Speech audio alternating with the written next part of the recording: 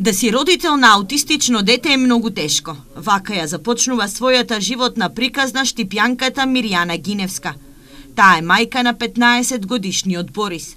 Високо и стројно момче, чија пасија се компјутерите. На 2-годишна возраст лекарите му диагностицирале аутизам. И од тогаш па до денес, секој ден е борба, раскажува неговата мајка. За жал, потенцира Гиневска, се уште постојат предрасуди кон лицата со хендикеп. Има, еве јас, например, лично јас, секојдневно пешачиме со моето дете.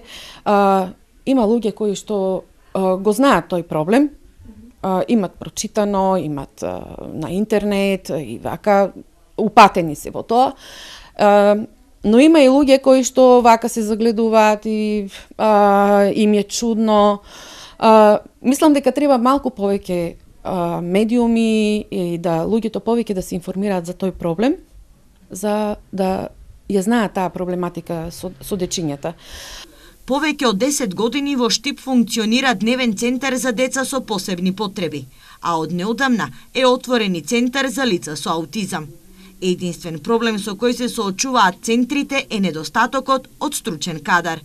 Секогаш е потребен стручен кадар. Се настојува во соработка и со локалната самоуправа и со Министерството за труд и социјална политика да се надмине тој проблем. Во моментов се задоволени потребите. Значи секогаш ние имаме потреба од стручен кадар и секогаш имаме потреба од нов кадар.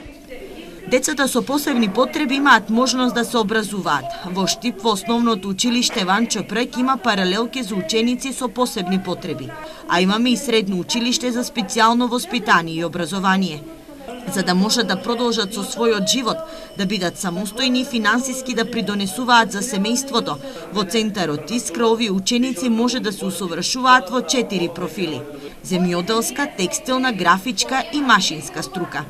Последните неколку години голем број од нашите ученици се вработуваат и во државните институции, меѓутоа како податоци кои што ги имам од службите, наши стручни соработници, бројката на вработени лица е голем, тоест колку што имам информации во општина Штип скоро и да не постои невработено лице со посебни потреби кое што го завршило образованието кај нас. Во наредниот период се планира да биде отворен центар за слепи лица, но и центар за лица со посебни потреби од третата доба. Потоа идеја да се отвори дневен центар за стари лица со посебни потреби. Се планира да се најде соодветен простор затоа што просторот кој е под Светилија, тој е простор на нашата библиотека, односно на Министерство за култура. Таму е договорено да Министерство за труд и социјална политика го финансира објектот, а ние се друго, каде на тие луѓе ќе им пружиме максимална нега и здравствена, но психолошка нега, ќе им се обезбеди дневен престој, разонода, па и храна. Во одбележување на 3 декември светскиот ден за подигање на свеста за лицата со посебни потреби, средното училиште Искра доби автомобил кој ќе биде наменет за потребите на училиштето.